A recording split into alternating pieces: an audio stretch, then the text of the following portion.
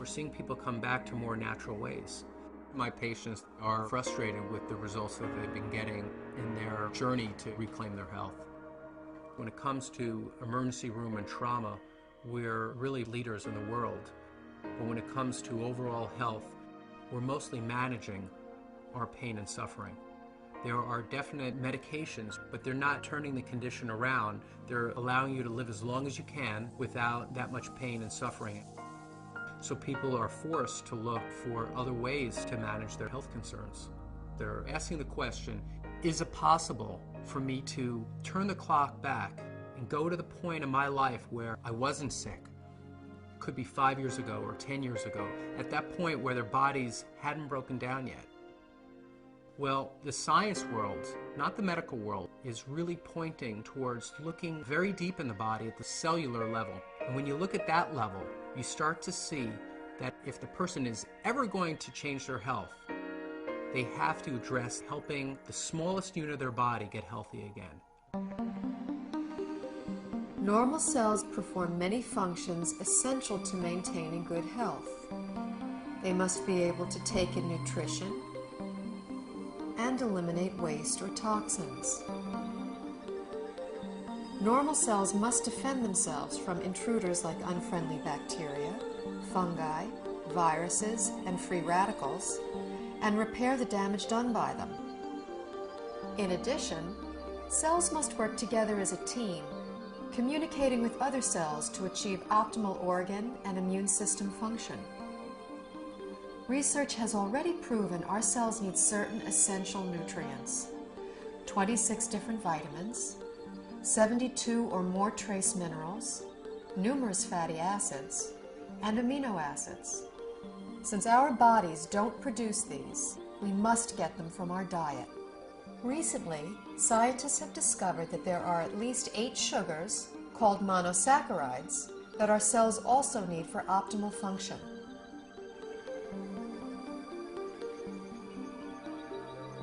Inside cells, these sugars combine with protein strands and form complex structures called glycoforms. The exterior of a healthy cell is covered with a dense forest of these glycoforms. Glycoforms can exchange infinite combinations of information depending on their shape and charge. Glycoforms are present on the surface of all cells and actually prevent viruses, bacteria, and other enemy cells from entering a healthy cell by blocking the entrance to the cell's surface. Glycoforms can hold on to an enemy cell until an immune system cell can arrive to destroy it. Healthy immune system cells can also accurately identify normal cells and not interfere with their function. Cells covered with glycoforms enable clear and accurate cell-to-cell and system-to-system communication, creating an information superhighway within the body. Glycoforms play a vital role in every human physiological process: immune system response, tissue regeneration, cell replication, growth, and structural stability. They are even responsible for the attraction of sperm cells to an egg cell surface to foster fertilization. When a cell does not receive the nutrition it needs, it cannot produce energy, and it really loses its function. Healthy cells don't function optimally without glyconutrients. That's all there is to it. We now know how important these 8 sugars are to human health. The problem is, only 2, glucose and galactose, are readily available in our modern diets. A fraction of these other 6 sugars can be gotten through diet, but modern agricultural methods, food processing, widespread use of toxic pesticides and chemical fertilizers have all but eliminated them from our food supply. It's only really been since a little before World War II that what we now call conventional methods, that's fertilizer and pesticides, even came into being. What was conventional farming for thousands of years, we're calling alternative farming and organic farming, and what we're calling conventional is actually a new experiment. The connection of healthy soil to healthy plants and to healthy people cannot be underestimated. Most farmers don't use organic fertilizer because of the economics. The government farm programs reward the use of conventional fertilizers. And then also many farmers grow for big agribusiness companies. When you're dealing in mega farms, the ideal crop is to pick the entire crop one day, get the pickers out of the field, get the money out, plow it down and put another crop in. That's like the perfect scenario. Crops are selected for uniform maturity and the ability to harvest quicker than they should. And that makes a huge difference in the protein content and the nutrient content. Optimally, you want the fruits and vegetables to stay on the vine or on the tree or on the plant for as long as possible, because in those last few days before ripening is when the essential sugars are brought to the fruit or vegetable. Everything that is not picked at its peak, everything that is shipped any length of time begins to lose its nutritional value. The nutrients actually start to oxidize. And once a vegetable turns a little brown or it's rusting, then it's going to cause free radical damage in your body. In addition, if something comes from a very long distance, it can have bacteria on it that your body is unfamiliar with. Generally speaking, the organic produce is much healthier, has a higher nutrient rate than the commercially grown vegetable. This whole thing of organic versus conventional, there's so few people that eat organic. 95% of the fruits and vegetables that are grown are conventional, which means that only a few people are eating organic foods. What I have my patients do is eat as many fruits and vegetables as you can, wash them, and assume that you're getting about a third of their phytonutrient value. I compared nutritional content of food from 1982 with what statistics are for 1999. I was amazed at the nutrient decline in many fruits and vegetables. Overall, it was an average 25% decline in nutrition across the board. That is staggering. It's shocking. If we are losing 25% of our nutritional content in 20 years, what are we going to have in 20 years from now and 20 years down the road? Pretty soon we're going to be eating water and a little fiber, and that's going to be it. The body, to an extent, can make glyconutrients. That's the job of the liver. However, that is an emergency mechanism, and we're making our own glyconutrients. It's basically a state of starvation. If you don't have enough of the right type of sugars, you have faulty processing.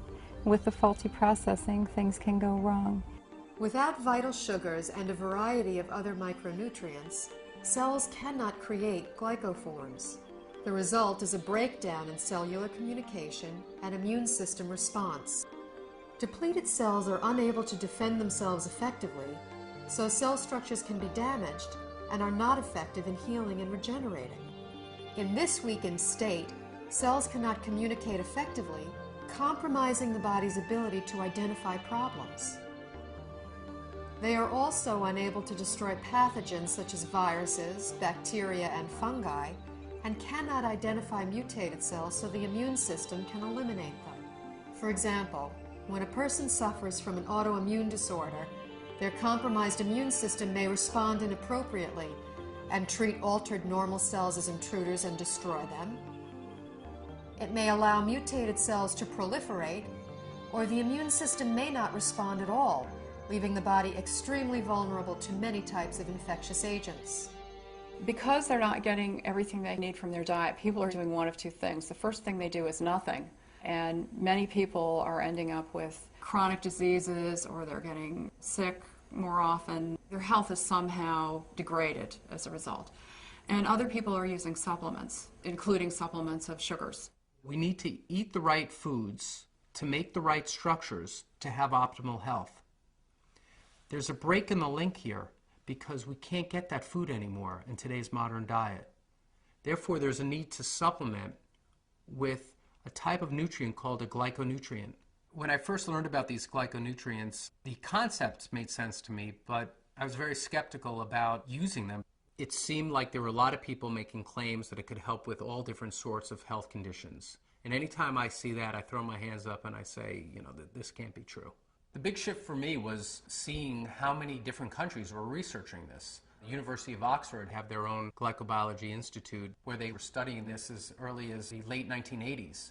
Countries all over the world, Japan, Germany, Switzerland, Finland, New Zealand, Australia were looking at these nutrients and their clinical application, as well as in the United States at Johns Hopkins, MIT, University of California, Irvine.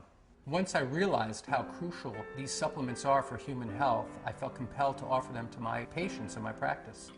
When I started with the patients with the most serious health challenges that I wouldn't be able to help previously, the results that started coming in were amazing. We just started to see people gain their health back. I had a difficult time getting through the day. I had very low energy, and I was not in very good health. I started on a glyconutritional program big time. Now I don't have a pain in my body. I don't have any restrictions on my capabilities. I feel younger than I was at age 69, and I'll be 79 in a matter of days. Since the time I was 17, I was always on medication and nothing was working. I just started to resign myself to being this sick adult. I took these glyconutrients and it's changed my life completely. I'm on a road of recovery where I feel I'm more alive than I've been in over 10 years. It was to the point where I prayed that if my pain doesn't go away, I just want to die. I went ahead and decided to start taking glyconutrients, and I was completely, within 3 weeks, pain-free. I can do it all again. I feel like it's been given back to me, and that's what I'm thankful for. These type of results I've never seen before in my practice and were exciting to say the least. I believe somewhere in the next 10 to 20 years that this will be in the curriculum of all training because it gets results. I, as a physician, am real excited about that, and I think that physicians in general should be fascinated from a scientific standpoint. After seeing so many dramatic results with the people that I've recommended this to, my approach to healthcare has changed fundamentally. I hope to see a paradigm shift in treatment in the future, where you have a truly integrative approach between traditional medical care and nutritional support. And this would ultimately give people not only a longer life, but a better quality of life.